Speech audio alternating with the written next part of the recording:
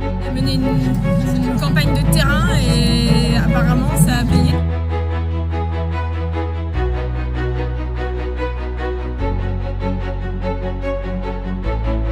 Des députés enceintes. L'Assemblée nationale n'y avait jamais pensé. Je peux te remplacer si tu décèdes ou si tu as un poste dans un ministère. La crise de l'hôpital public en est un exemple. C'est le cas dans ma circonscription à Redon, où l'hôpital est en grande difficulté. Des députés allant des Républicains à la NUPES travaillent ensemble depuis presque 1 an et ont élaboré une proposition de loi pour lutter contre les déserts médicaux.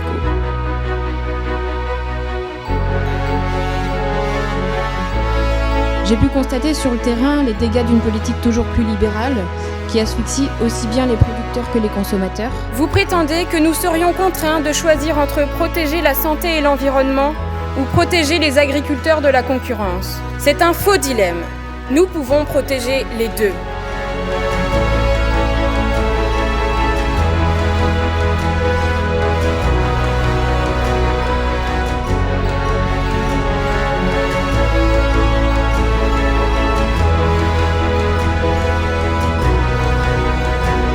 Vous pensez que les Français n'ont rien compris à votre réforme?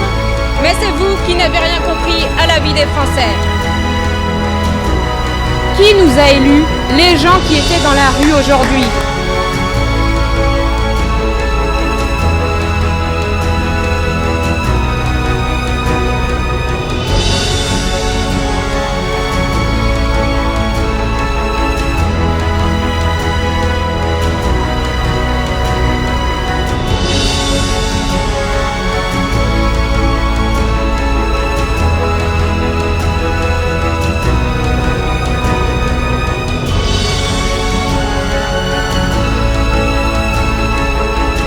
Continuons à partager, continuons à nous retrouver, continuons à faire vivre la solidarité, continuons à résister, car dans ce clair-obscur, c'est la lumière qui nous guidera.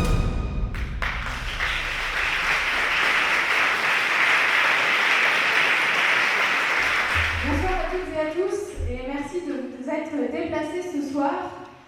Par ce beau temps, c'est vrai qu'on aurait plutôt peut-être envie de faire un barbecue.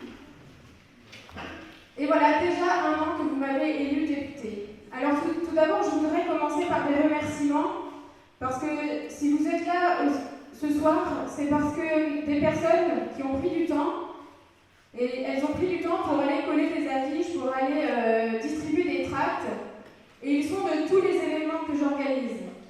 Alors un immense merci à Jean-Luc, Thomas, Marie-Vonne, Evelyne, Jean-Yves, Jacqueline, Anne-Marie, Julien, Fiston, Erwan, Chantal, Jean-Paul, Lucas, Stéphane, Cédric, Brice, Erwan, Julien, Michael, Marie-Thérèse, Mehdi, Jean-Paul, et un grand merci à Mariana, Joris, Karine et Clément qui travaillent avec moi.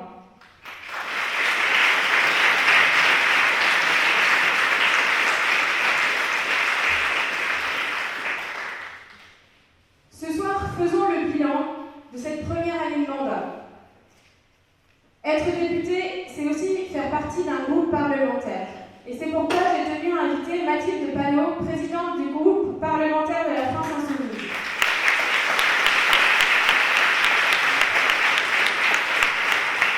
Même si c'est ton deuxième mandat, j'imagine que les choses sont bien différentes quand on passe de 17 à 75 députés insoumis.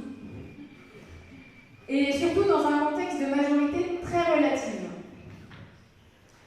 Et c'est pas tout, puisque dans notre cas, on appartient également à un intergroupe, celui de la Nouvelle Union Populaire Écologique et Sociale, qui rassemble les socialistes, les communistes, les insoumis et les écologistes. Au-delà de l'hémicycle, la NUPES existe aussi, ici, de Guichin à Redon, de Bonne-Bretagne à Val-d'Anast, à Bourg-de-Bretagne. Et nos prises de position unitaires en sont la preuve. C'est un collectif que nous devons approfondir dans les luttes et dans les échéances électorales à venir. Il y a 1 an, nous avons toutes et tous fait campagne pour un programme commun. Notre victoire est d'avoir mis la Macronie minoritaire.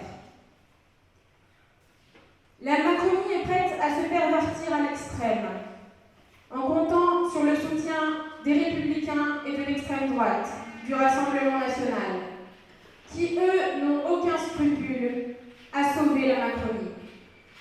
Mais rassurez-vous, puisqu'avec 150 députés de gauche, nous avons quand même quelques victoires. La droite ne donnait pas cher de la peau de la NUPES. Eh bien, 1 an plus tard, la NUPES est toujours debout. Et pour parler de cette union, j'ai d'ailleurs invité Daniel Salmon, sénateur écologiste, qui m'a soutenu pendant la campagne. J'ai également invité Mickaël Boulou, député PS, qui siège avec nous sur les bancs de l'hémicycle. Merci à vous de vous être déplacés ce soir.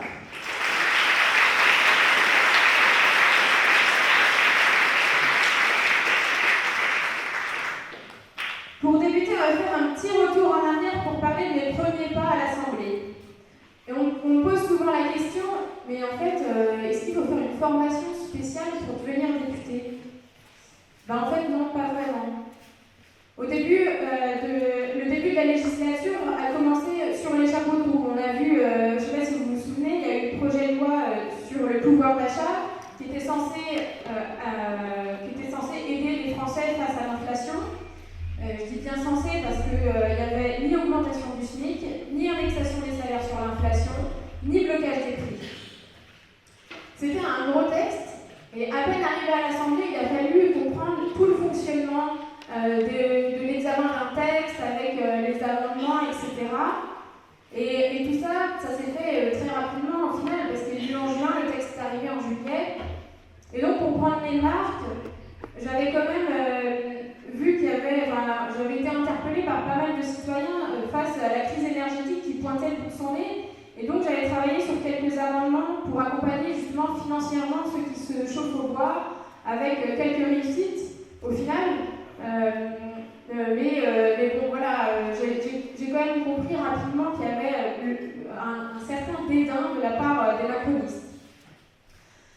Et donc autant vous dire tout de suite là que ces gens-là n'ont jamais eu l'angoisse de remplir leur cuve à fioul, d'accéder à une palette de pellets ou d'acheter une corde de bois pour se chauffer l'hiver. Parce que vous le savez, vous l'avez vu, c'est un gouvernement de millionnaires au service des actionnaires. Alors on a siégé quasiment chaque jour, parfois très tard, dans la nuit, et je me souviens, moi j'étais enceinte jusque-là, et Mathilde, un soir, elle me dit, il devait être 2h du matin, et je pense qu'elle doit voir mes cernes qui arrivaient jusqu'en bas du visage, elle me dit, bah écoute Mathilde, va te coucher, et dès qu'il y a un vote important, je te rappelle, et tu reviens dans l'hémicycle. Et du coup, c'était vraiment un rythme qui était super intense, et c'est là qu'on se rend compte que c'est important d'être nombreux pour pouvoir se relayer et se soutenir. Faute d'avoir un soutien institutionnel ou une formation, en fait, on s'aide entre députés. Et donc, après ça, j'ai dû laisser mon siège vide quelque temps. Et c'est vrai qu'en 2023, ne pas avoir de solution pour remplacer les députés qui sont malades ou qui accueillent un enfant, c'est frustrant. Surtout pour la démocratie. Parce que moi, je suis élue d'une circonscription où il y a 59 communes, et les habitantes et les habitants, ils n'ont pas eu de représentants à l'Assemblée pendant le temps de ma pause maternité. Bref, on a un règlement, le règlement de cette institution, il a été quand même pensé par les hommes, pour les hommes, et on oublie parfois que la moitié de la population de ce pays, eh bien, c'est les femmes. Donc après avoir donné naissance à mon magnifique petit garçon, la reprise après ma pause maternité n'a pas été de tout repos, puisqu'on a commencé j'ai repris sur l'examen du projet de loi sur la réforme des retraites. Et comme j'avais vraiment à cœur de faire remonter jusqu'à l'Assemblée la parole des gens, j'avais fait un appel à témoignage que j'ai utilisé après dans les prises de parole à l'Assemblée. Et ce qui m'a marqué, c'est le brouhaha permanent des macronistes qui ne veulent surtout pas entendre ce que vous vivez. Ils entendent, mais en fait, ils ne veulent pas prendre acte de la réalité. Et alors, tous les moyens sont bons pour dire que le plus gros problème dans ce pays, eh bien, c'est la France insoumise. Alors que nous avons juste fait rentrer la colère de ce pays, on l'a juste fait rentrer dans l'hémicycle.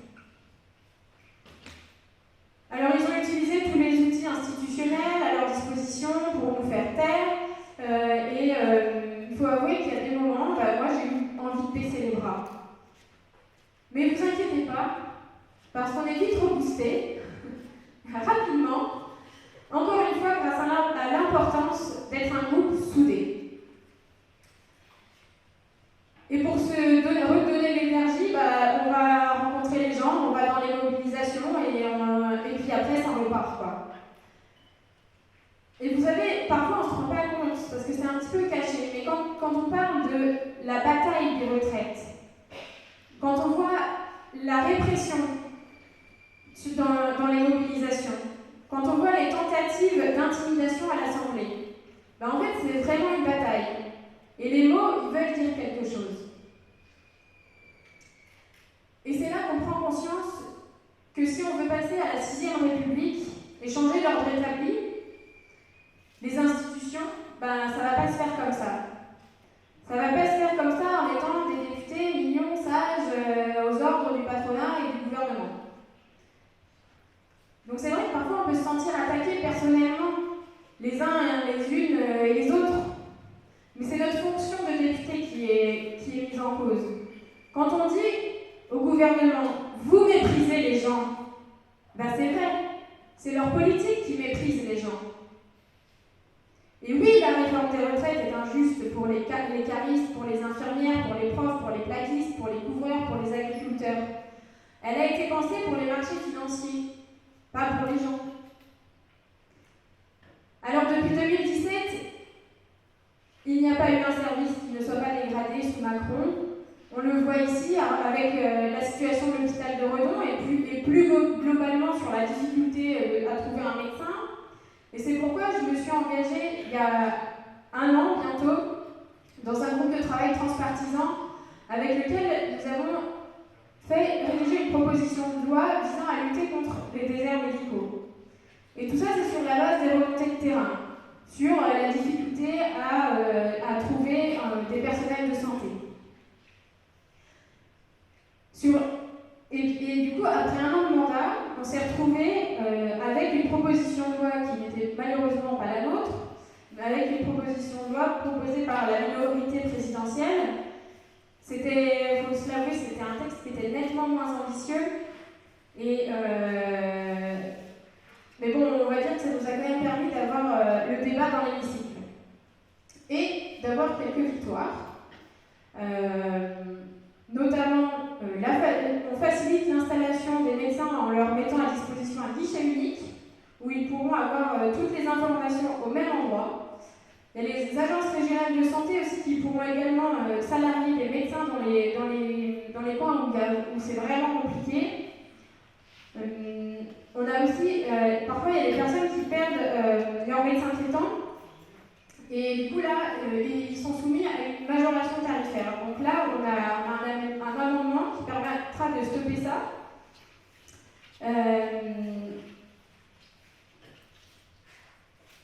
Voilà, donc il y a eu quelques victoires, donc c'était chouette quand même. Mais le gros manque, le gros regret, c'est le rejet de la régulation de l'installation des médecins. Parce que nous, ce qu'on voulait faire, c'était d'orienter les médecins vers des endroits où il n'y en a plus, et puis pour essayer de rééquilibrer. Et du coup, encore une fois, Renaissance et le Rassemblement national ont fait front commun contre cette idée, et du coup, l'amendement a été rejeté.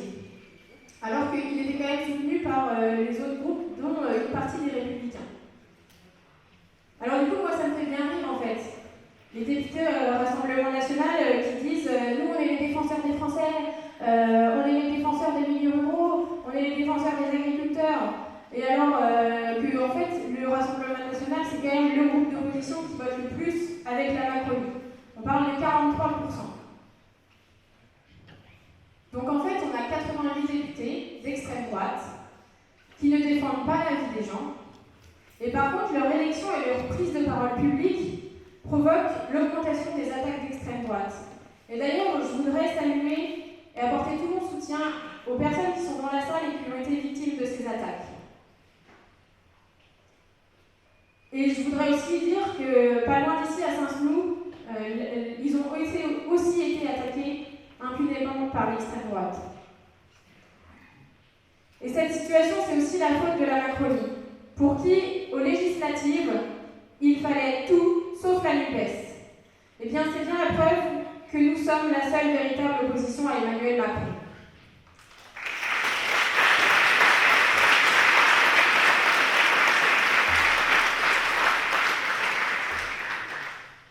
Donc voilà un petit peu un panorama de ce qui a pu se passer cette année à l'Assemblée. Bien évidemment, il y a eu plein d'autres choses, d'autres textes, mais bon, je ne pouvais pas citer tout ce soir, sinon il y sera encore demain, voire après-demain. Et d'ailleurs, peut-être que mes collègues, vous allez parler d'autres sujets. En ce qui me concerne, la prochaine bataille sera sur l'agriculture. On a déjà commencé à s'organiser en amont avec un cycle d'audition, avec des visites de ferme. Et l'objectif, c'est de mettre en avant ce qu'on défend pour l'agriculture. Un revenu digne. 300 à 400 000 paysans, paysannes de plus pour une agriculture durable et autonome. Notre objectif commun doit être de fournir une alimentation de qualité, une alimentation locale et accessible à tous nos concitoyens et nos concitoyennes. Un mot quand même sur ce qui se passe chez nous, en parlant d'agriculture. Moi, j'essaie d'être un maximum présente sur le terrain. J'ai déjà été dans de nombreuses communes, soit lors d'événements, soit lors de permanences, et je constate avec amertume la colère des habitants de ce coin de campagne. Comment rester calme quand on voit les usines qui ferment comme à Fleury-Michon, à Pélan? Comment rester calme quand on voit les difficultés de l'hôpital de Redon? Comment ne rien dire quand on voit les classes qui ferment comme à Lourdes-Bretagne et dans de nombreuses petites communes? Mais ne vous inquiétez pas. Le gouvernement a trouvé la solution pour notre territoire. Une ligne grande vitesse qui va passer sans s'arrêter et détruire 600 hectares de terre agricole. Et après, il s'étonne qu'on soit en colère. Non mais franchement. Bon, bref, sur ce sujet, moi je serai claire. Si le train s'arrête dans les communes, si le train il s'arrête pour des transports du quotidien, on pourra en discuter. Mais en fait, dans l'état actuel, s'il passe juste dans nos communes et qu'il ne s'arrête pas, en quoi ça améliore les transports du quotidien? Et donc, je pense que ce sera aussi le rôle de la NUPES de se mobiliser avec les habitants, avec les paysans, avec les paysannes, contre ce projet qui est inutile et pour l'instant imposé. Et je veux dire, ce n'est pas la dissolution des soulèvements de la terre qui nous fait peur. Bien au contraire, ça fait qu'augmenter notre colère. Bref, voilà un petit peu de ce qui va m'occuper du coup à la rentrée, toutes les questions agricoles. Mais encore une fois, je vous remercie, vous toutes, vous tous, pour vos marques de soutien. L'autre fois, je vais à Paris, c'était début de semaine, et j'allais louper mon train, vraiment j'ai sauté dans le train. Mais juste avant, il y a une dame, elle m'arrête, elle me dit « Bonjour !» Du coup, je m'arrête parce que moi, ça m'arrivait jamais avant ce genre de choses. Et je m'arrête, elle me dit « Non, mais juste pour vous dire que je vous soutiens, j'ai voté pour vous, c'est super ce que vous faites. » Merci, là, ça m'a refait ma journée, puis j'ai sauté dans mon train, le train est parti.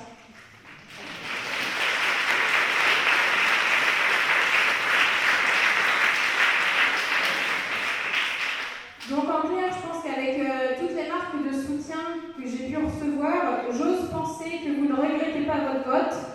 Et j'ai à cœur de porter au mieux le mandat que vous m'avez confié, et donc la lutte continue.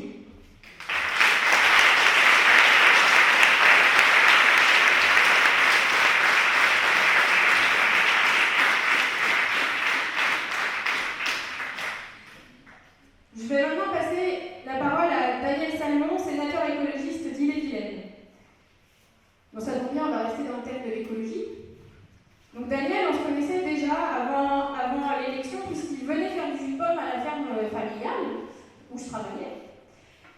Et je t'avais sollicité il y a 1 an pour venir me soutenir dans cette belle aventure. Et donc, ça fait du coup 1 an qu'on évoque l'idée de travailler ensemble sur certains sujets, peut-être qu'on y arrivera, sur les sujets agricoles, j'espère. Et donc, puisque Daniel, tu es sénateur depuis maintenant 3 ans, eh ben, tu as été élu bien avant la création de la NUPES. Alors, pour toi, en quoi ça a changé ton mandat de sénateur? Et ce qui s'est passé à l'Assemblée, notamment sur la bataille contre la réforme des retraites, quel écho ça a eu au Sénat?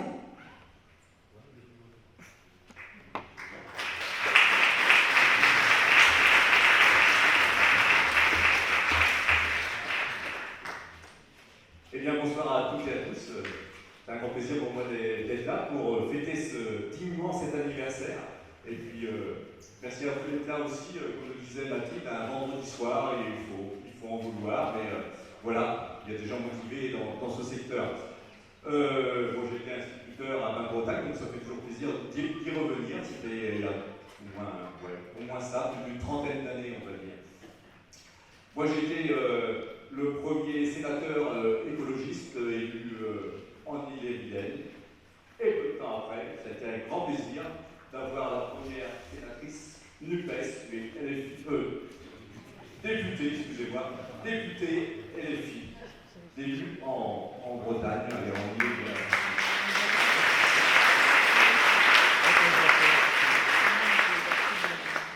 Comme l'a dit Mathilde tout à l'heure, eh bien, on avait la chance de se connaître déjà depuis un certain temps, parce que je faisais du jus de pomme depuis très longtemps chez ses parents, mais pas du jus de pomme, du cidre aussi, quand même, parce que j'aime bien aussi.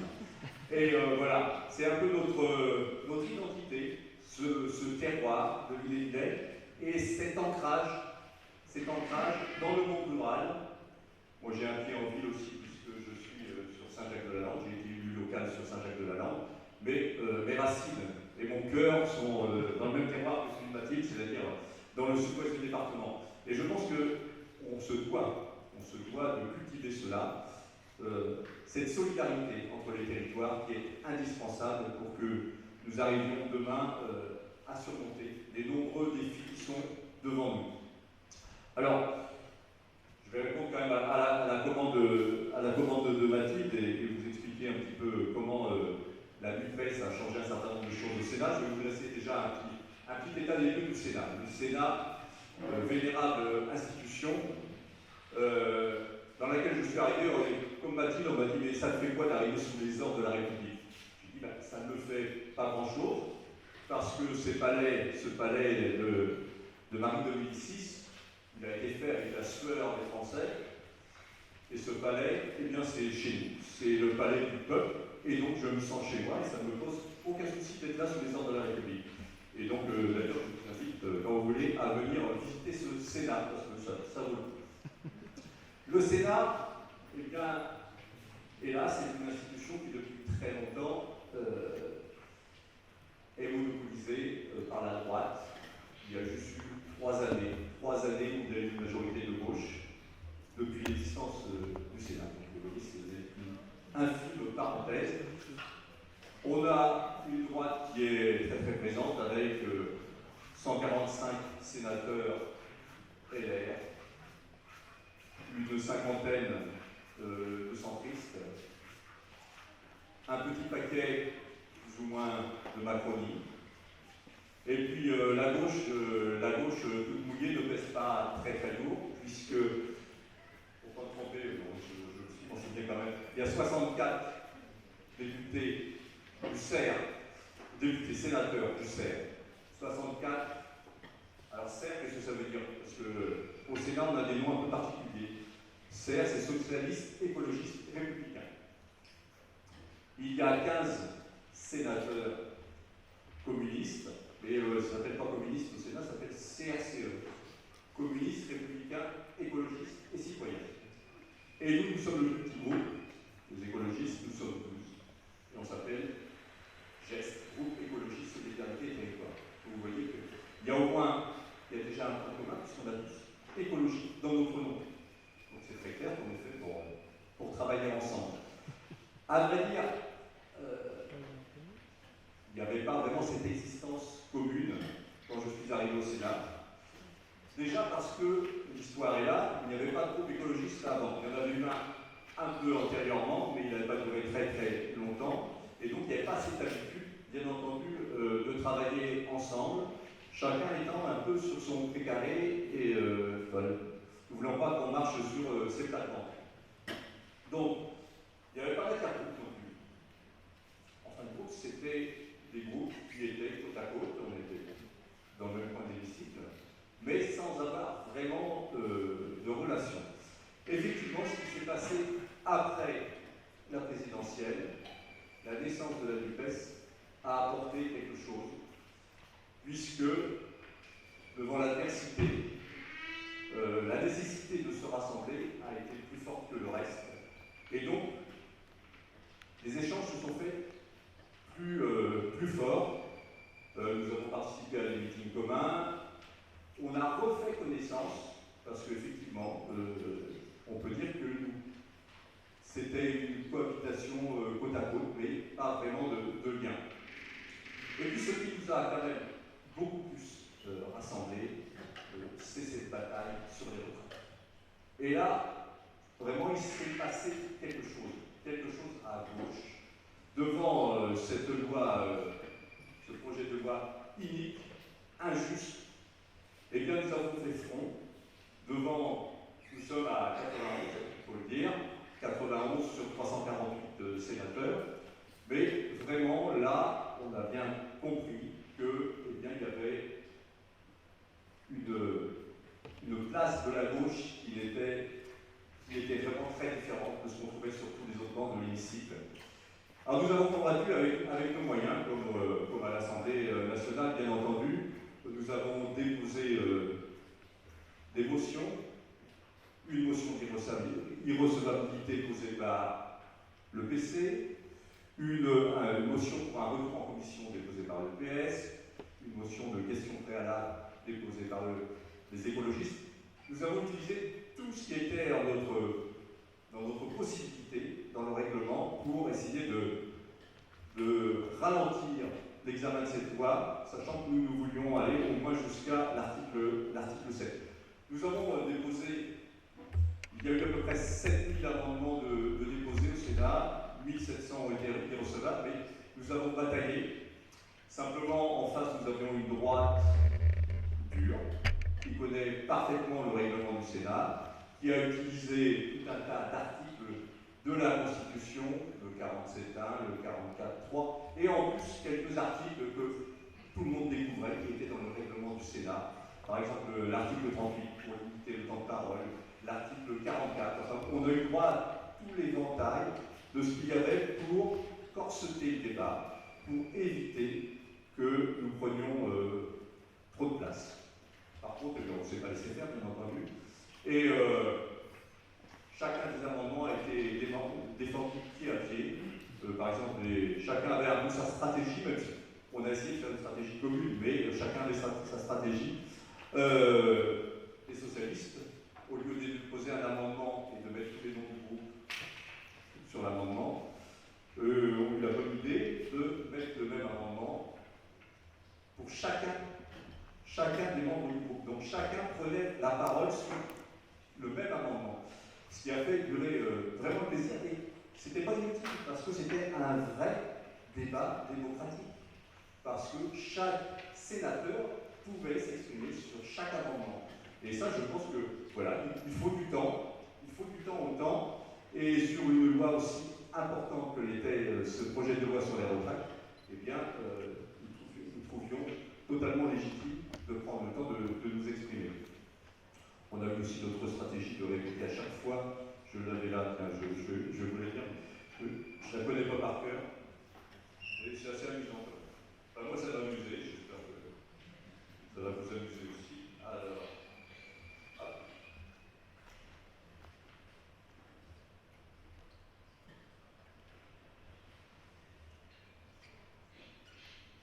c'était des stratégies pour énerver un petit peu nos camarades, et surtout pour faire passer le temps, parce qu'ils nous avaient mis beaucoup d'amendements irrecevables, et avec leurs artifices, ils avaient fait tomber tous nos sous-amendements. Donc, avant chacune de nos prises de position, tout le groupe de la gauche répétait fois, à un moment dans son intervention, chacun des sénateurs disait ce petit texte. Vous avez décidé de digitaliser la fonction parlementaire par l'addition de toutes les procédures que vous offrent la Constitution et le règlement. Vous espériez sans doute que nous laissions la retraite des Français entre les mains des droites coalisées. Nous ne sommes pas dupes, les Français non plus. Nous ne lâcherons rien, nous ne les lâcherons pas. Et donc c'était un petit mot.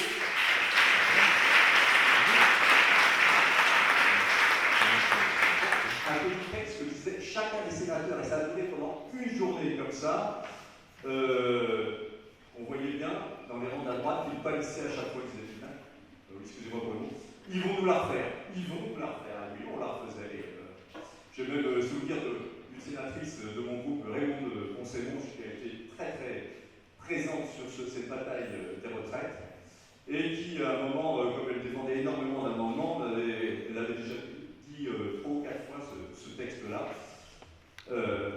Au moment de défendre, elle disait « Ah, écoutez, je viens d'avoir un SMS, c'est de mon ami Joël Labbé qui ne peut pas être présent, mais il m'a chargé de vous dire un petit message. » Et là, elle repartait « Vous avez décidé de... » Et après, elle a fait 2 ou 3 fois je vais vous la faire, c'est mon ami Corse, on a un Corse dans notre groupe. J'espère que vous allez bien comprendre. Et elle le refaisait, et en le disant, il est rentré en français. Et après, elle disait, bon, j'espère que j'ai bien traduit. Enfin, bon, on s'est un petit peu amusé parce que dans ces combats-là, eh bien, on a des convictions, mais il faut le faire aussi avec parfois une vision sur ce qu'on a en face de nous. Donc, voilà. À ce moment-là, pendant cette période, dans vraiment ce gros combat, on a vraiment trouvé une unité. Alors, je ne l'ai pas dit tout à l'heure, mais le Sénat a ses particularités. LFI n'est pas présent au Sénat. On n'a pas de sénateur LFI. Peut-être qu'on en aura un à l'issue des prochaines sénatoriales, on peut l'espérer.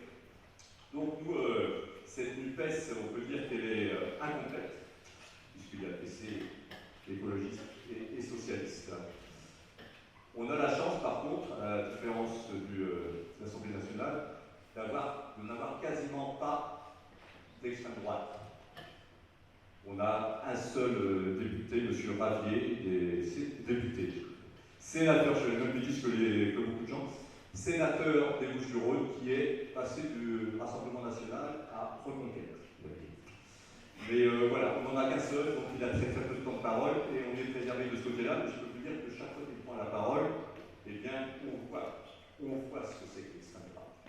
C'est vraiment de l'anathème en permanence, de la haine pure qui sort de sa bouche. Et on se dit, eh bien, préservons-nous autant que faire se peut de ces personnes-là. Et pour rejoindre ce que disait tout de suite Mathilde, en ce moment, on sent bien cette crispation. Je suis allé également à Saint-Sounou pour apporter mon soutien à cette municipalité qui a été troublée, percutée par cette présence de l'extrême droite sur un spectacle pour enfants, fait par des personnes qui voulaient discuter sur le genre. Je suis allé également à Saint-Brévin-les-Pins pour défendre ce maire aussi agressé par l'extrême droite, violenté jusque chez lui avec ses incendies. Et l'extrême droite, elle sort du bois de tous les côtés. Et je pense que ça, c'est un combat qu'on a devant nous, un combat qu'il va falloir mener. Je pense qu'on a un monde qui se meurt, un monde de l'extractivisme, du productivisme, un monde qui s'est appuyé pour son développement sur les énergies fossiles, sur les inégalités sociales, et ce monde arrive au bout du monde. Et entre ce moment où ce monde se meurt et l'autre est en train de naître, ce n'est pas de moi, mais c'est le moment où les monstres sortent du bois. Et donc voilà, on a l'extrême droite qui est là, on voit bien qu'il y a une criminalisation, en particulier de tout le mouvement écologiste, de tous les gens qui se soulèvent contre cette destruction de la planète, cette destruction de notre environnement. Et on est dans un moment quand même plus que délicat. Donc pour revenir sur cette ambiance au Sénat, sur les groupes qui constituent la NUPES, on va dire, ainsi, même si je vous dis qu'elle est un petit peu orpheline au Sénat. On a des différences, c'est clair, et je pense qu'il faut les assumer. Je le vois sur différentes lois. Il y a eu la loi sur les énergies renouvelables, nous avions un certain nombre de divergences. La loi sur le nucléaire, l'accélération du nucléaire, là nous avons de grosses divergences. Il y a la loi sur l'industrie verte, j'ai été chef de file sur ce projet de loi cette semaine. Là aussi, je pense qu'on n'a pas eu de communion complète sur cette industrie verte. Mais voilà, je pense que c'est ça qui fait notre richesse aussi, c'est de ne pas voir toujours les choses par le même prisme. Mais on sait se retrouver sur de nombreuses questions. Dès que ce sont des questions sociales en particulier, on se retrouve sur des questions sur le logement, la lutte également sur un projet de loi sur l'occupation illicite des logements. Ce sont des lois qui sortent en ce moment qui sont abjectes. C'est une loi portée, c'était une proposition de loi qui venait de l'Assemblée nationale et qui avait pour but d'essayer d'expulser le plus rapidement possible les gens de leur logement à partir du moment où ils n'arrivaient pas à payer. On voit que, effectivement, en ce moment, c'est ce qu'il faut faire. On voit déjà qu'il y a une multitude de gens dans les rues, il suffit de se promener à Paris pour en trouver aussi à Rennes. Et cette loi a comme visée, voilà, de précariser encore les précaires. On se retrouve aussi sur des lois. Il y a une loi qui est venue et qui arrivera prochainement à l'Assemblée nationale, c'est sur la compétitivité de la ferme France. Alors là, quand vous allez la voir arriver, c'est quelque chose, c'est un bijou. C'est un bijou de la FNSEA, une loi qui vise à ouvrir grand les vannes du productivisme en s'appuyant sur le dogme de la mondialisation libérale qui se base sur le prix le plus bas en se fichant éperdument de toutes les externalités négatives et donc qui vise à entrer dans cette compétitivité qui met les peuples du monde entier en concurrence, toujours tiré vers le plus bas. Comment est-ce qu'on tire vers le plus bas? Eh bien, en s'affranchissant de tout ce qui est droit des travailleurs, en s'affranchissant de tout ce qui est droit de l'environnement. Par exemple, je vais vous donner un exemple sur l'environnement. Bien, dans cette loi, on préconise de pouvoir, enfin, on autorise l'épandage de pesticides par drone. Parce que, voilà, ça va permettre d'aller plus vite. Et on se fiche complètement des rapports de l'ANSES qui dit que, eh bien, lorsqu'on fait un épandage par drone, le moindre vent, ça amène une dérive inconsidérée des pesticides et donc une pollution généralisée. C'est le genre de choses qui se trouvait dans cette loi. Donc, sur ce genre de loi, on se retrouve avec nos camarades CRCE et nos camarades CER. Je pense que voilà, on a des belles batailles qu'on va mener ensemble. On a les sénatoriales qui arrivent en septembre prochain. On a un peu de mal, il faut le dire. On a un petit peu de mal à se mettre en ordre de marche, c'est-à-dire à trouver vraiment une unité. Parce que sur des élections comme les sénatoriales, c'est des élections où il n'y a qu'un tour. Et dans bien des endroits, si on part séparé, on perd. Et là, eh bien, l'accord national piétine. On a du mal à le mettre en place. On voit bien qu'il y a des vieux réflexes. Pourtant, on s'était mis d'accord sur un point en disant, eh bien, ce qui est à nous, c'est que chaque fois qu'on avait un sortant sur un département, on le conserve.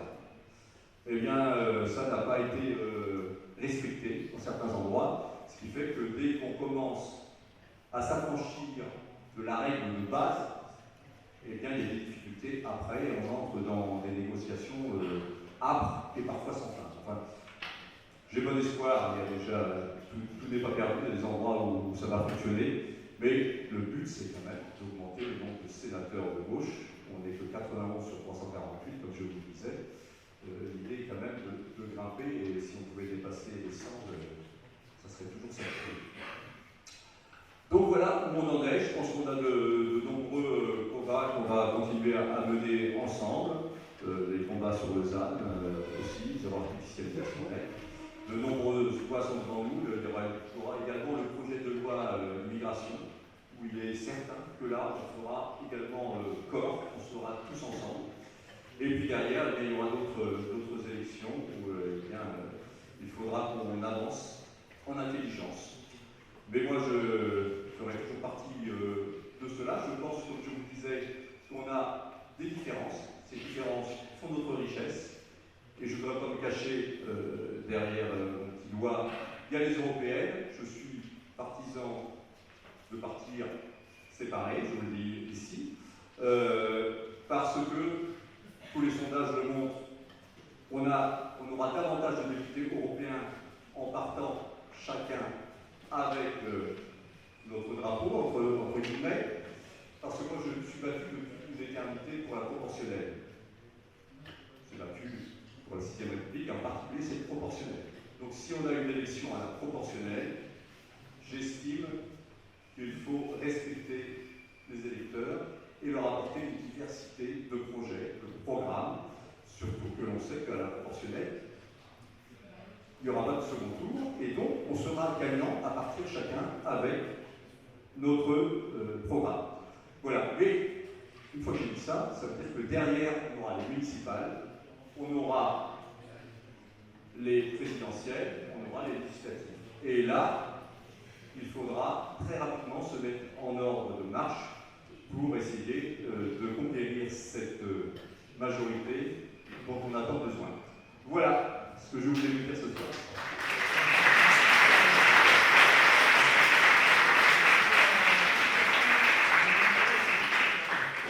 Merci Daniel. Merci beaucoup. Je vais maintenant passer la parole à Michael Boulou, député PS d'Ille-et-Vilaine. Alors, notre première rencontre avec Michael, c'était dans le train, le lendemain de l'élection. On allait à l'Assemblée.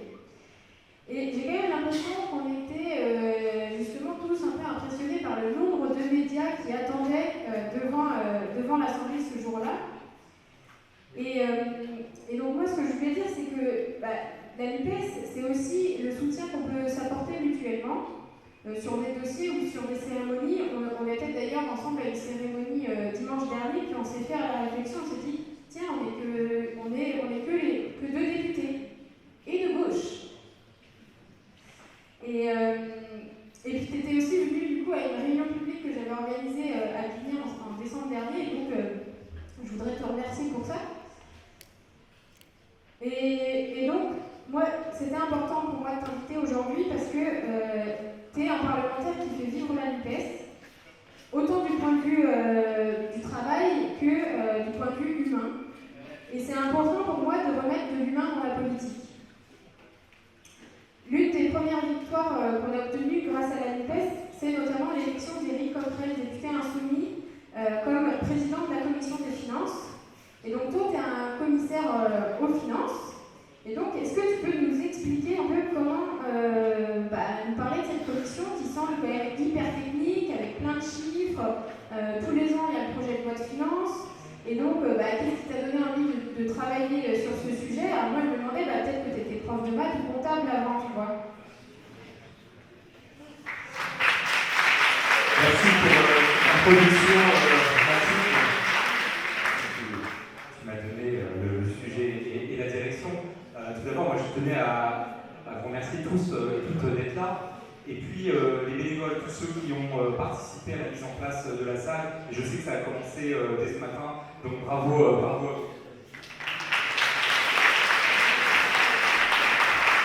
Et merci Mathilde d'avoir pensé à moi pour ton anniversaire, l'anniversaire de ton élection, qui est aussi l'anniversaire de mon élection en tant que député. D'ailleurs, je vois dans la salle des militants et des militantes qui m'ont aidé sur la campagne et sur la 8e circonscription.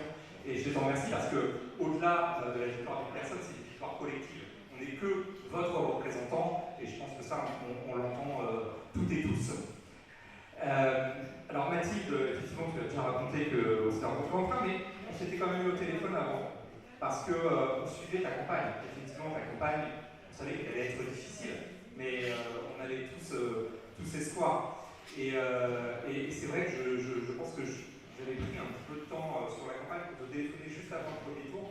Je crois juste le premier contact pour t'encourager, te dire on croit en toi. Et je crois que j'avais bien fait, parce qu'en tout cas, vraiment, toutes et tous, parce qui avaient participé, et aussi ta victoire, qui était vraiment très juste, qui a été une des dernières annoncées sur le département, je crois qu'elle nous a fait vraiment plaisir, surtout celles et ceux qui savaient déjà qu'ils étaient élus, en fait.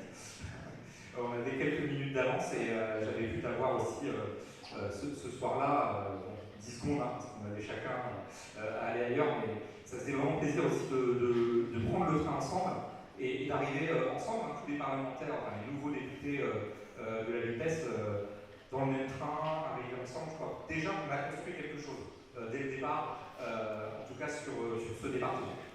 Alors, sur la commission des finances, justement, c'est une commission qui est particulièrement importante et vue parce que l'usage, le règlement même depuis 2009 fait que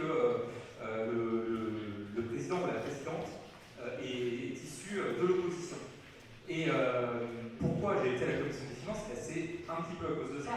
Parce que, en fait, moi j'avais pas demandé à la commission des finances à mon groupe, mais comme on est 31 députés et que ça fait qu'on a soit 4 membres, soit 3 membres dans chaque commission, on m'a dit dès le début, le secrétaire général du groupe et le nouveau président Boris Vallaud est venu me voir en disant non mais il faut qu'on soit 4 et toi tu vas aller en finance. Alors peut-être parce qu'ils avaient regardé un petit peu et puis on avait discuté, je ne suis pas pour du comptable, je suis ingénieur, c'est vrai que je suis plutôt un matheux et donc effectivement c'est un peu ce qu'on m'a dit. Non mais toi tu es un matheux, va en finance. Donc bon, allez, j'ai dit. Et puis c'est important parce qu'il faut qu'on soit 4. Il faut qu'on soit 4 du groupe DS et pas 3, parce qu'on avait le droit de soit 3 ou 4, parce qu'il va y avoir une élection très importante, l'élection du président, et là, il y avait déjà une discussion qui disait qu'on s'orientait pour voter pour Éric Coquerel. Parce que dans cette commission, avec 10 commissaires LFI, 3 du groupe communiste, gauche démocratique et républicaine, donc voilà, c'est communiste et outre-mer, 3 écologistes et donc 4 socialistes, ça fait qu'on est 20.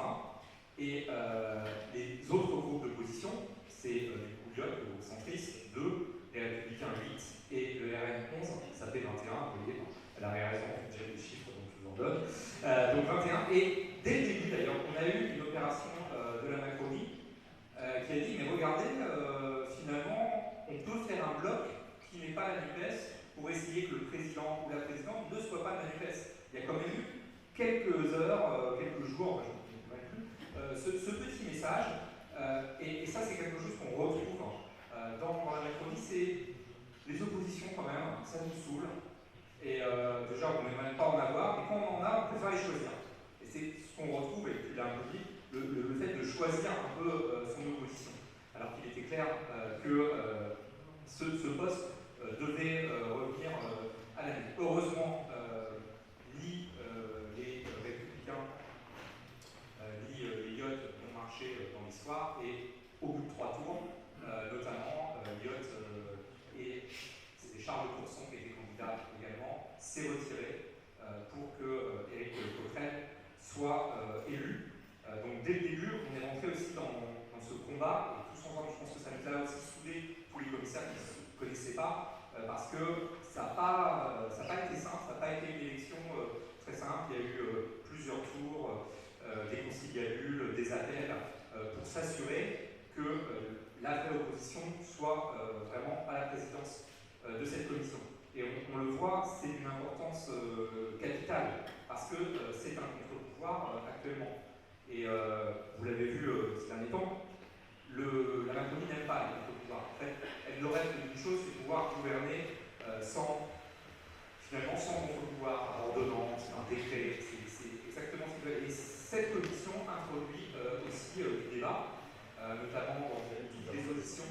Pour vous donner un exemple, cette semaine, en commission finance, du coup, on a reçu, je ne me rappelle plus du nom, c'était des universitaires, qui était sur l'étude combien les milliardaires payent l'impôt. Et c'est vrai que c'est parce qu'on a un président de la Commission des finances de la LUP qu'on peut avoir de tels débats. Je ne suis pas sûr que dans le précédent mandat, avec c'était Eric Woerth qui était dans l'opposition à la Macronie. Mais rappelez-vous maintenant qu'Eric Woerth est dans la Macronie. Donc vous voyez, ça c'était l'opposition culturelle. C'était l'opposition en carton. Ça, c'est les oppositions qu'ils aiment. Et la semaine prochaine, on reçoit Pisani Ferry, vous savez, qui était un économiste et qui, historiquement, a fait un bout de la campagne avec Macron et qui semble s'en être dissocié, puisque maintenant, il plaide pour un impôt, justement, un impôt sur les plus riches pour financer la transition énergétique. Et tous ces sujets qu'on a en commission finance, qui permettent aussi de construire, d'apporter des solutions, d'apporter des vérités, d'apporter des éclairages qui soient différents, c'est fondamentalement parce que y a une présidence de la NUPES et un groupe de la NUPES qui est fort.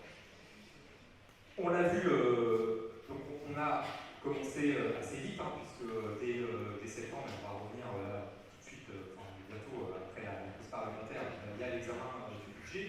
Et dans cette commission, dès le départ, dès le début de la législature, on a vu aussi l'atteinte à la démocratie et les prix du Parlement.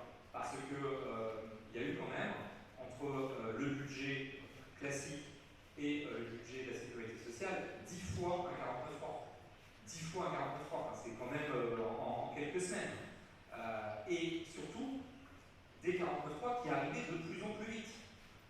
C'est-à-dire qu'il n'y avait même plus une tentative de laisser se dérouler le débat. Je pense que les derniers, c'était, on n'a même pas commencé les motions de rejet, d'autres que je rentrerai, ou même pas examiner le 49.3.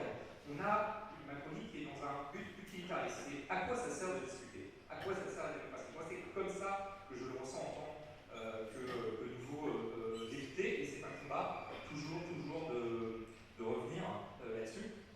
Parce que ce qui s'est passé, notamment dans le budget pour 2023 l'année dernière, c'est que quand ils ont laissé au départ le débat se faire, il y a eu des amendements importants qui ont été votés par une majorité de députés. Je pense notamment à un amendement qui prévoyait, je ne sais plus, peut-être que c'était 14 ou 13 ou 15, en tout cas c'était de cet ordre-là 2 milliards sur la rénovation énergétique.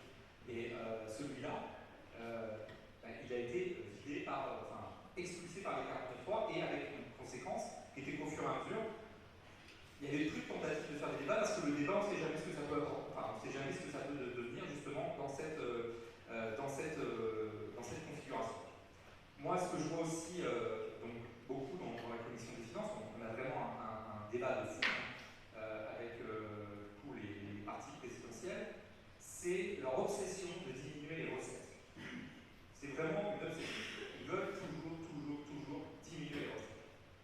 Et après, c'est facile de dire, écoutez, on a coupé après dans les dépenses, parce qu'on a commencé toujours comme ça pour diminuer ces recettes. Et donc ça, c'est un combat permanent de tous les groupes de la NUPES de redéposer des amendements pour revenir en arrière, que ce soit sur la flat tax, l'enlever, sur l'ISF, sur des impositions de dividendes. Voilà, beaucoup de choses comme ça que nous faisons ensemble. Et puis, sur le budget et les textes budgétaires, il y a, après cette période de budget, la volonté de faire passer le projet de réforme des retraites par un texte budgétaire. Et moi, ça m'a beaucoup choqué. Je suis nouveau, mais faire un budget rectificatif de la sécurité sociale 2023 le 15 janvier, vous voyez, c'est quand même utiliser des outils. Il n'y a pas besoin d'être constitutionnaliste pour se dire qu'il y a un problème. On ne commence pas l'année par faire un rectificatif. Ce n'est pas du tout l'esprit de la Constitution. Et on a, notamment sur le côté budgétaire, du fait de leur minorité globale, de la minorité présidentielle, une exploitation de tous les outils au-delà de tout ce qui a été fait. Parce que ces articles, ils existent effectivement depuis 1958. On en a parlé, 49.3, 47.1, 47.2, 47.3, et je parlerai de l'article 40 après. Mais au final, il y avait des usages. Et il en a toujours été fait un usage raisonnable. Mais là, on n'est plus là-dedans.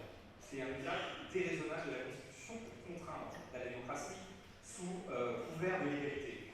Et je pense que vous avez, je pense que vous êtes ici, je pense que vous convaincre en disant que la légalité, ce n'est pas la démocratie. On peut avoir une dictature légale. Et c'est ça qui fait effectivement notre combat et sur lequel on est extrêmement vigilant. Et je pense qu'aussi ça a montré les limites de la 5e Constitution. Enfin, voilà, et de la 5e, pardon, excusez-moi, de cette Constitution, parce que c'est un combat, et ça faisait partie du programme de la NUPES, mais là, par exemple, et notamment sur les textes budgétaires et sur mon ressenti dans la Commission des Finances, on le voit voilà, assez souvent. Donc vous avez pour le texte retraite, on en a parlé, mais on lâche pas le coup. Et vous savez, assez récemment, il y a eu le projet de loi du coup sur la niche Lyot, alors Lyot qui ne fait pas partie de la NUPES, mais qui a recopié au final une proposition de loi qui était issue de la NUPES dans leur niche parlementaire, parce que Lyot, clairement, on ne peut pas dire qu'ils sont de gauche, mais ils sont attachés à la démocratie. Et c'est ça, voilà, sur ce point au moins, ça nous rassemble, ils sont attachés à la démocratie. Et donc il y a eu ces manœuvres avec un texte qui du coup arrive en commission avec une commission très volcanique, on va dire. Moi j'ai soutenu, je n'étais pas je suis dans la commission d'à côté, mais je suis venu quand même, on était nombreux, on était tous debout. Et des manœuvres, et puis surtout pour la première fois, encore une décision de ne pas examiner les sous-amendements en les rayant d'un coup, en disant non, finalement, je suis la présidente de la commission, alors là c'est Fadila Khattabi sur la commission des affaires sociales, c'est inédit dans le 5e République, on passe les amendements, ça ne sert à rien, on arrête tout. Et vous avez vu tous les débats sur du coup, l'irrecevabilité financière, sur le fameux article 40, qui dit que quand on n'est pas gouvernement, on est un parti, on ne doit ni créer de nouvelles charges, ni baisser les charges. Et objectivement, heureusement qu'on n'utilise pas cet article tout le temps, parce que sinon, il ne se passe rien. Parce qu'en fait, il n'y a pas de montant. C'est-à-dire que toute proposition de loi proposée par du coup, un groupe parlementaire, même si ça coûte 1 euro, devrait être rejetée. C'est jamais ce qui a été utilisé. Il y avait une espèce de jurisprudence pour laisser passer l'initiative parlementaire. Moi, mon président de groupe, Boris Vallaud, le disait, il a déjà soutenu précédemment une PPL à 500 milliards sur la durée. Parce que c'était. Et effectivement, elle a été rejetée.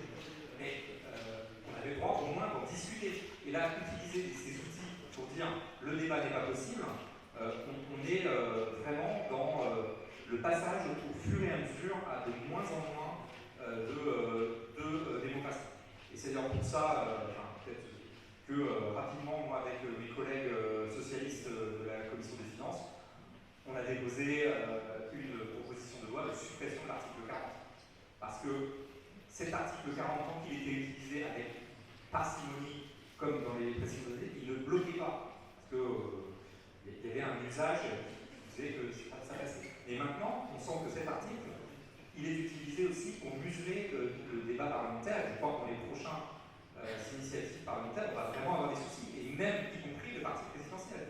Parce que il y a quelques semaines, ils ont présenté une proposition de loi sur l'obligation de mettre le drapeau français et européen sur toutes les mairies. Objectivement, c'est un coût.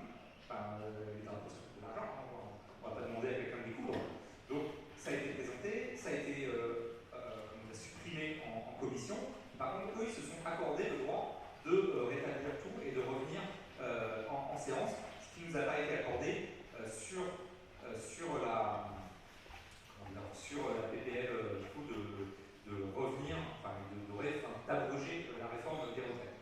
Et donc, tout ça, pourquoi? Parce qu'ils ont peur. Ils ont peur du débat, parce que quand il y a débat, structuré, on arrive à gagner. Moi j'ai un autre exemple sur la commission des finances, c'est un texte sur le non-démantèlement d'EDF, la nationalisation d'EDF, on a discuté déjà, mais surtout la garantie de son non-démantèlement, et sur lequel c'était un texte socialiste qui a été soutenu par la NUPES, et même qui est revenu, je trouve que c'est un très bon exemple, dans une journée communiste, côté de l'Assemblée nationale en deuxième lecture, avec de nombreux amendements LFI et soutenus par les écolos. Je crois que c'est des choses qu'on construit concrètement.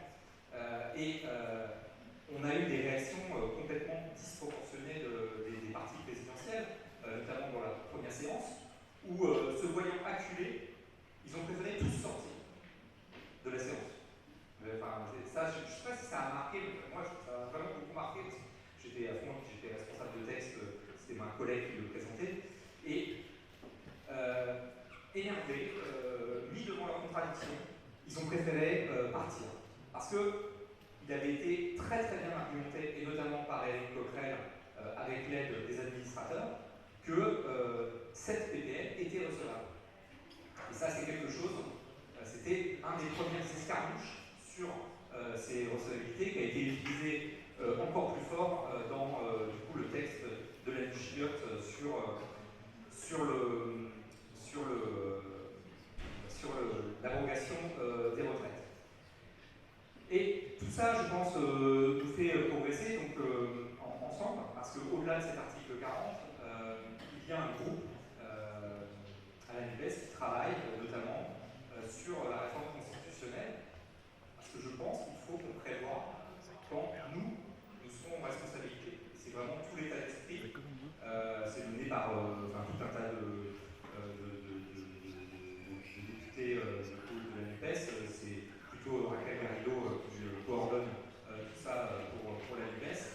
Je crois que tous ces exemples nous montrent qu'on doit pouvoir préparer aussi, y compris au point de vue de la Constitution, notre arrivée au pouvoir pour pouvoir faire des politiques qui sont utiles à nos concitoyens et nos concitoyennes. Notamment, d'assumer qu'il y a des dépenses très très fortes à faire sur la transition écologique et qu'on ne peut pas se contenter de dire oui, non, mais il suffit de demander, ça va se faire tout seul. Et sur ce point, je crois que nous progressons en un an de travail en commun sur tous ces éléments. Donc voilà, je voulais dire ça sur ce d'espoir, parce qu'on construit quelque chose. C'est difficile, tous les jours c'est difficile, parce qu'on a, tu l'as dit, hein, il y a des fois des moments de découragement. Enfin, moi je sais que quand on est arrivé pour voter du coup en deuxième lecture, que ce soit au Sénat, le texte retraite, on commençait à savoir qu'on allait gagner. Et moi quand j'ai vu personnellement Elisabeth Borne arriver, on a su quand même 49.3, alors qu'il venait de nous dire depuis des semaines qu'il n'y en aurait pas, qu'il fallait aller au vote, etc. Il y a un moment de découragement. On se dit, non, chaque fois, ils utilisent tous les outils possibles pour empêcher le débat et empêcher les votes qui ne les arrangent pas. Mais je suis persuadé qu'il faut continuer et qu'avec cette direction commune, on y arrivera. Voilà ce que je voulais dire. Je ne vais pas être plus long parce qu'on pourrait...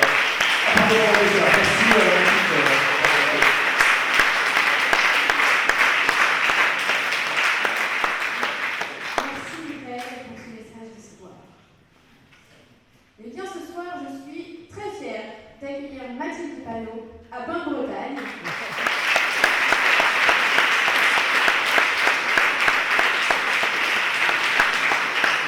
Alors Mathilde, tu es une femme très impressionnante. Tu présides notre groupe d'une manière remarquable, je tenais à te le dire. Et c'est pas évident de gérer 75 personnes qui ont un but commun, mais qui ne veulent pas forcément prendre des chemins, le même chemin. Et depuis le début, tu es quelqu'un d'engagé, de très engagé. Tu fais partie de ces députés de terrain qui font en sorte que ce qui se passe sur le terrain résonne dans les combats que l'on mène à l'Assemblée. C'est l'une des personnes qui m'a poussé notamment à sortir la proposition de loi sur le remplacement par des suppléants. Et c'est vrai qu'en tant que nouvelle députée, j'étais pas forcément très à l'aise, je n'osais pas. Et du coup, ton soutien est en remercie pour ça.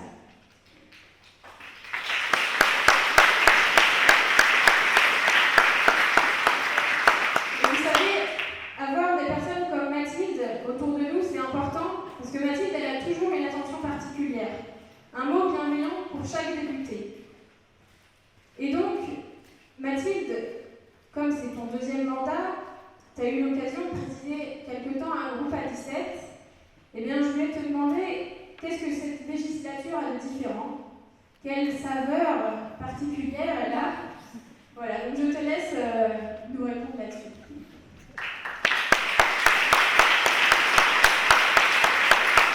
Bonsoir à toutes et à tous. Merci infiniment Mathilde et merci d'abord et avant tout à celles et ceux qui ont pu rendre possible cette réunion parce qu'on le rappelait, la politique c'est d'abord et avant tout un collectif humain et il en faut du travail, des réunions comme celle-ci. Donc merci infiniment à toutes celles et ceux qui s'occupent de tout, que ce soit du serviteur, de la décoration, du son et d'aller distribuer un peu partout l'information que nous sommes là. Et puis, je voulais remercier ce soir pour commencer particulièrement celles et ceux qui habitent dans la 4e circonscription d'Ille-et-Vilaine pour nous avoir envoyé Mathilde Vigné à l'Assemblée. D'abord,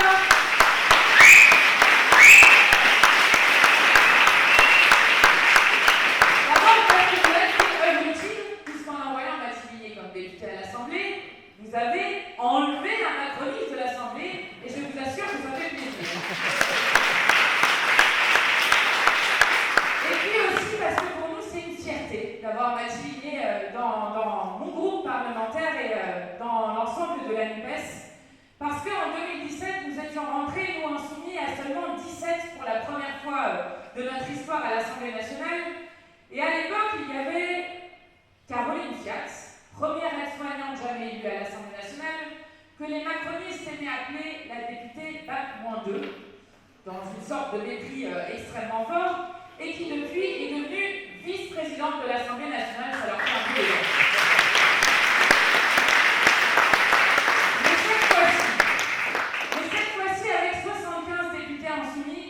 sont arrivés des gens extraordinaires, en quelque sorte, le peuple qui est rentré à l'Assemblée nationale.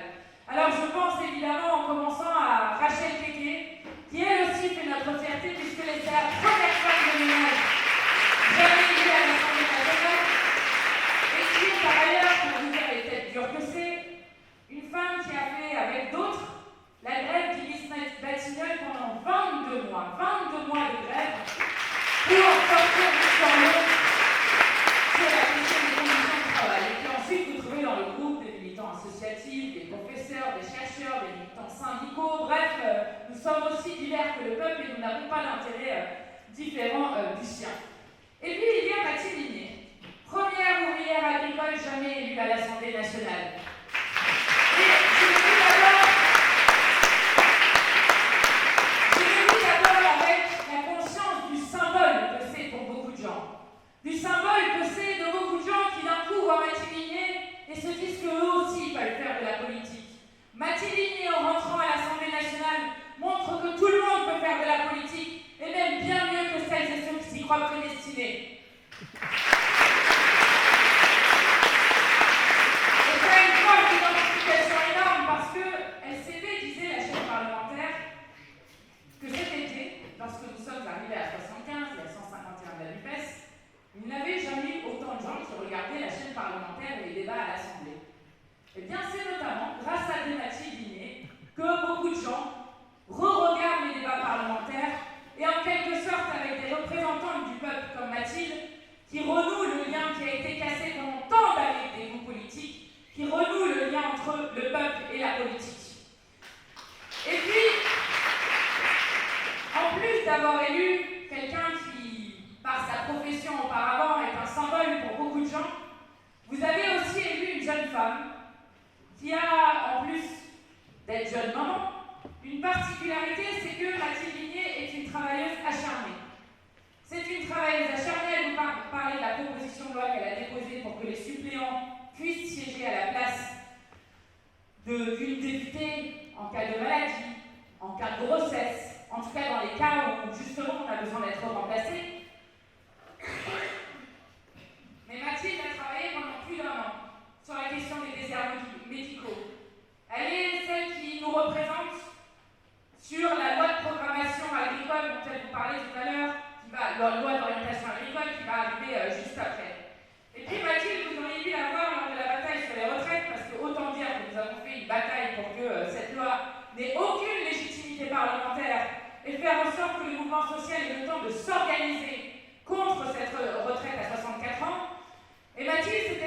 à un moment, a commencé à prendre la tâche, parce qu'elle voyait bien qu'on était un peu débordés en groupe, de distribuer les prises de parole. Alors autant vous dire que quand vous êtes 75 insoumis, et nous sommes un certain nombre d'entre nous à avoir des têtes très dures, c'est-à-dire à avoir mauvais caractère, et nous l'assumons, qui viennent dire à Mathilde, non mais là je veux prendre la parole, non mais là c'est moi. Et Mathilde tenait scrupuleusement son tableau d'inscription pour dire non, c'est à telle personne, c'est à telle personne.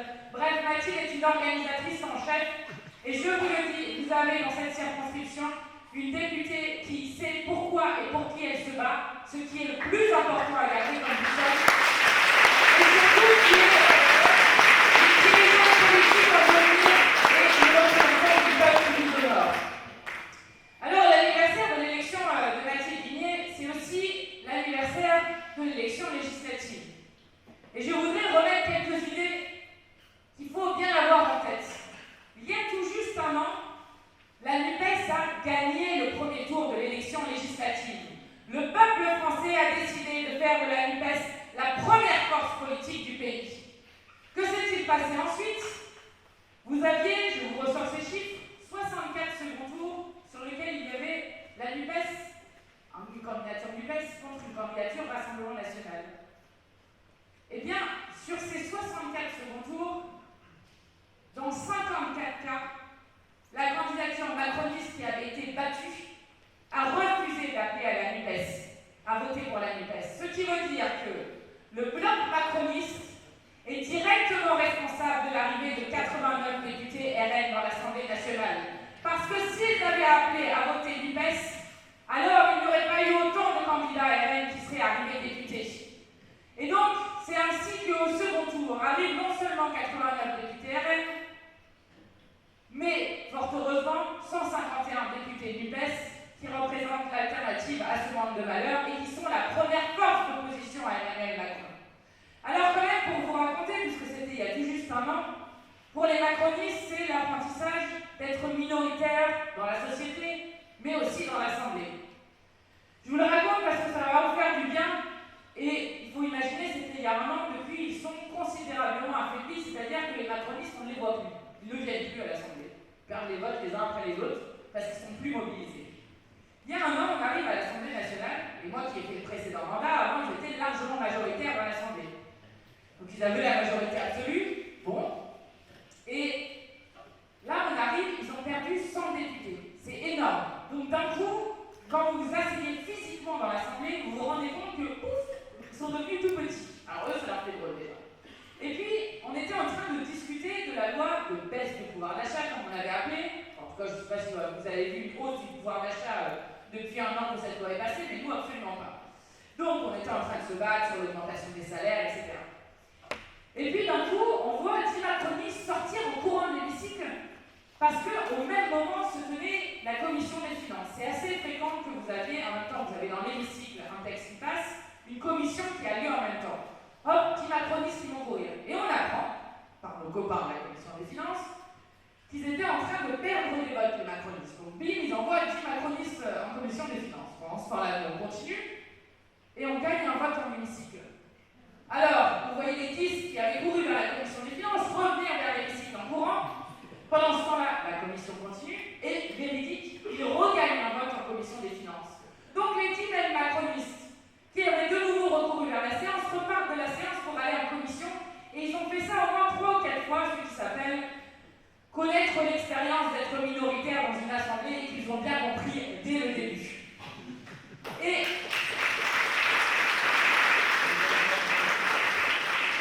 donc, depuis, ils sont minoritaires dans cette assemblée, et je voudrais vraiment vous dire à quel point, pour celles et ceux qui sont dans leur premier mandat, j'ai une admiration particulière pour eux parce que lorsque nous étions 17, certes nous siégions beaucoup, mais pas autant que ce qu'ils font maintenant, même en étant 75. Pourquoi? Parce que du fait que les macronistes sont minoritaires dans l'Assemblée, ce qui nous réjouit, mais alors chaque vote peut basculer à tout instant. Et j'ai compté la première semaine où nous étions en train de siéger à l'Assemblée, sans compter les réunions, etc., mais juste l'hémicycle. Nous avons siégé 70 heures dans l'hémicycle. Et pourquoi est-ce qu'on siégeait 70 heures dans l'hémicycle?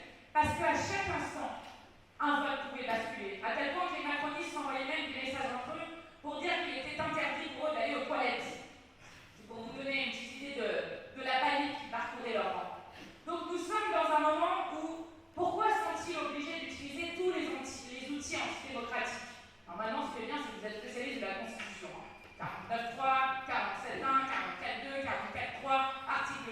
la Constitution, ils sont obligés parce qu'ils n'ont plus la majorité à l'Assemblée nationale.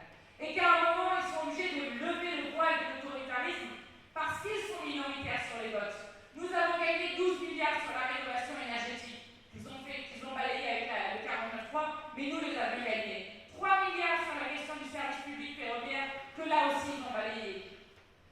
Donc, nous sommes dans un moment où les macronistes ne tiendront pas 4 ans comme ça. La certitude que nous avons, ils ont fait seulement 1 an. Au bout d'1 an, ils sont essorés, au point qu'une partie des macronistes ont disparu. Ils ne sont juste plus là. Pour vous dire, il y a 2 semaines, nous avons gagné un vote à 78 voix pour, contre 78 voix contre. Quand il y a égalité, c'est le monde qui gagne. Tout ça parce que les macronistes n'étaient pas assez mobilisés. Et donc, nous leur infligeons défaite après défaite, et je vous assure que sur le moral, ça fait comme ça. D'autant plus quand vous venez de vivre une séquence retraite où vous êtes élu d'une circonscription où, il y a 30 000 personnes qui manifestent, 50 000 personnes qui manifestent, et qu'on faisait bien de leur rappeler ça. Donc aujourd'hui, la Macronie est à bout de souffle. Et 1 an après, ils ne savent pas comment ils peuvent relancer ça. Donc ça, c'est d'abord ce qui a été fait par l'élection législative. Rendre la Macronie minoritaire dans l'Assemblée, et c'est pour nous déjà une première victoire.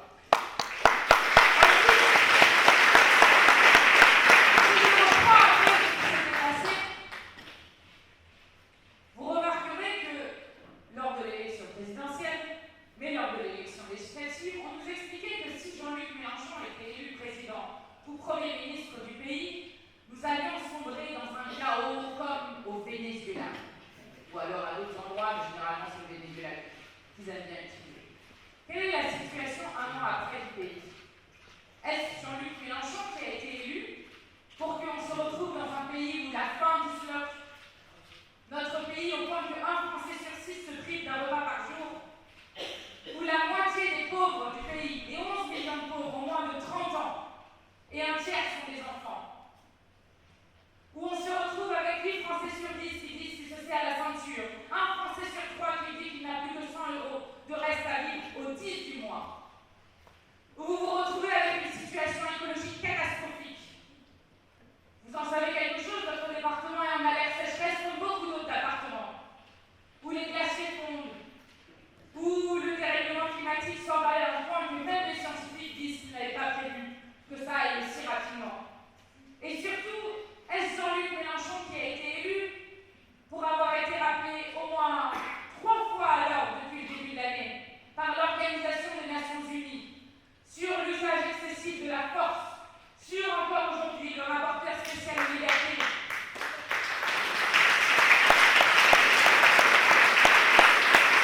Encore aujourd'hui, le rapporteur spécial de liberté de l'ONU qui indique que sur la dissolution des soulèvements de la Terre, que c'est une attaque aux libertés associatives inacceptable et que dans aucun cas la dissolution ne doit être utilisée s'il n'y a pas un danger immédiat et grave qui peut être prouvé. Est-ce Jean-Luc Mélenchon qui a été élu lorsque le Conseil de l'Europe la semaine dernière, après avoir d'abord rappelé à l'ordre la France sur la question là aussi de l'instrumentalisation de la police et de la répression, rappelle à l'ordre la France sur le 49.3 en disant que c'est une brutalité démocratique qui n'a pas sa place dans un état de droit. Alors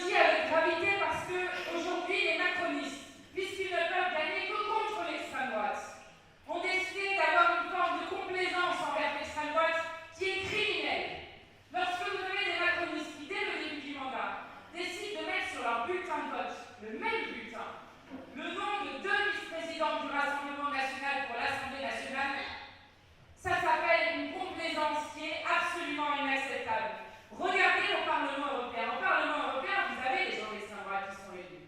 Jamais ils ne leur ont donné de responsabilité, jamais.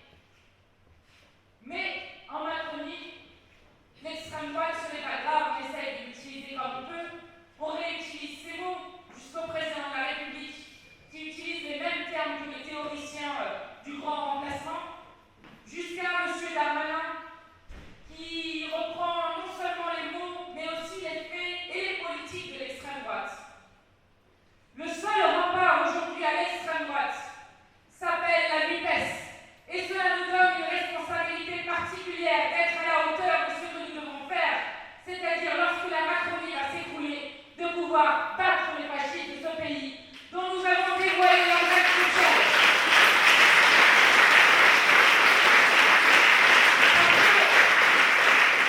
Je vous dis juste pour tous ceux qui vont nous expliquer que le Rassemblement national est le grand gagnant du mouvement des retraites. C'est tout.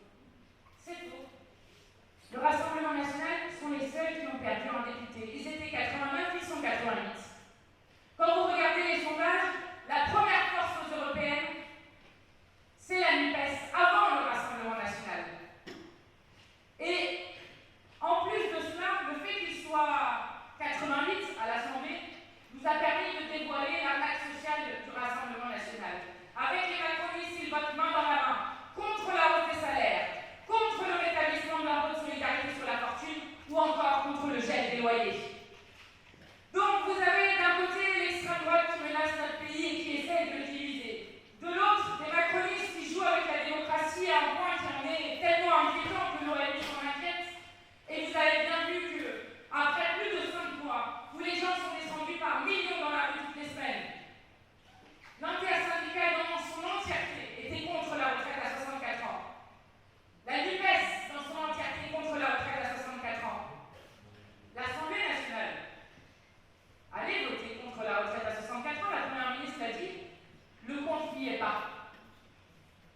Et quand il fait 49.3, répression, autre utilisation d'articles pour nous empêcher de voter, nous en avons fait la promesse solennelle avec la NUPES. Nous ne tournons pas la page de nos vies.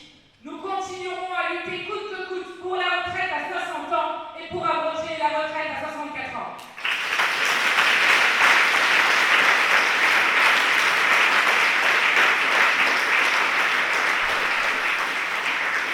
Et puis, avec la NUPES, nous avons gagné des victoires pendant 1 an. Alors certes, elles sont faites par rapport à ce que nous pourrions faire dans le pays, mais elles existent. Nous avons d'abord gagné le vote pour remettre dans la Constitution le droit à l'interruption volontaire de grossesse, menacé un peu partout dans le monde, notamment aux États-Unis, mais aussi en Europe. Ce qui ferait, si Emmanuel Macron devait faire quelque chose, de la France le premier État au monde à constitutionnaliser le droit des femmes à disposer de leur corps librement. Nous avons gagné, tout à l'heure, la protection d'EDF contre le démembrement et les tarifs réglementés pour les TPE, PME, pour les locataires des HLM et les collectivités. Ce qui est une victoire énorme qu'il faut terminer de concrétiser au Sénat.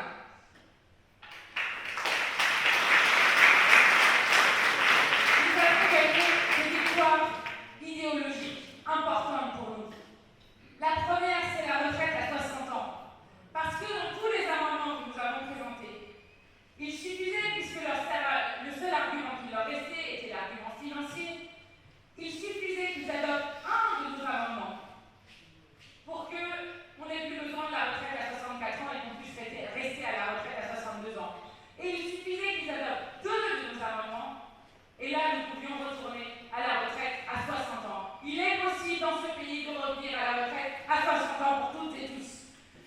Et la deuxième victoire idéologique très importante que nous avons gagnée est celle de la 6e République. Aujourd'hui, lorsque vous sondez les gens, 86% des gens disent qu'ils ne veulent pas rester dans une 5e République telle que celle-ci, où un homme seul peut décider contre tout un peuple, contre l'ensemble des syndicats, contre l'Assemblée nationale, contre le vote des Français aux élections législatives.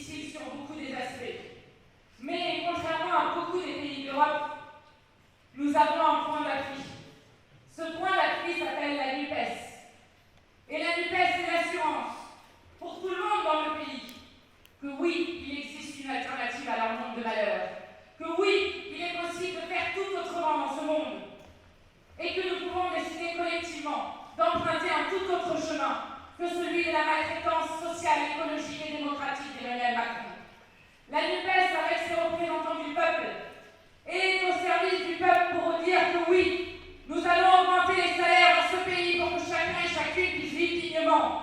Que oui, nous voulons bloquer les prix à la baisse pour qu'enfin les gens puissent respirer. Oui, nous voulons des tarifs réglementés de l'électricité. Nous voulons des politiques qui sont à la hauteur de l'urgence écologique. Que oui, nous voulons une 6e République pour qu'enfin le peuple puisse décider et tout changer.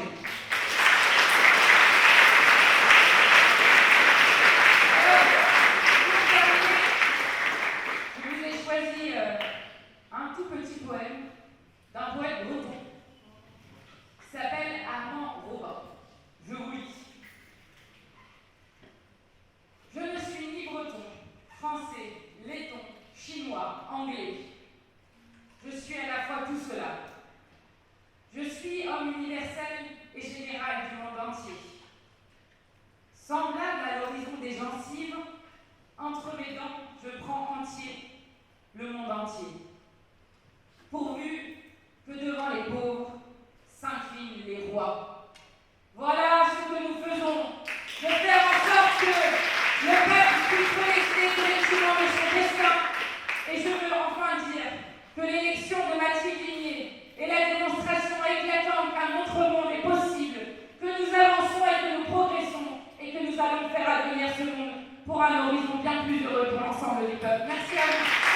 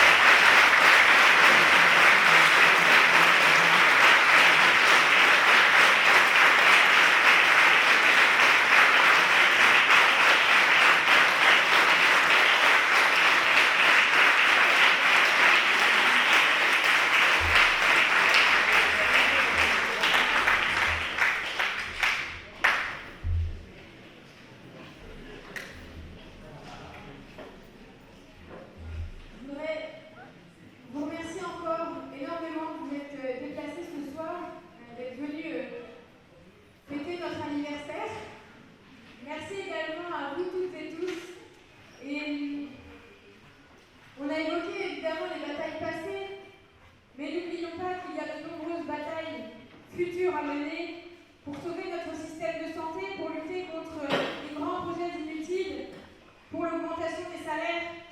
Alors la lutte continue, j'espère vous y retrouver, on ne baissera pas les bras. Et comme j'aime la convivialité, je vous propose que si vous l'acceptez de rester avec nous le temps qu'on prenne un verre, qu'on mange quelque chose. Et puis en fait c'est aussi l'occasion pour vous de venir nous rencontrer, de nous poser des questions s'il y a des choses qui n'ont pas été claires ou quoi. Voilà, c'est aussi ça, faire de la politique, c'est être plus proche des gens. Donc c'est ce qu'on va faire ce soir. Merci encore à vous tous.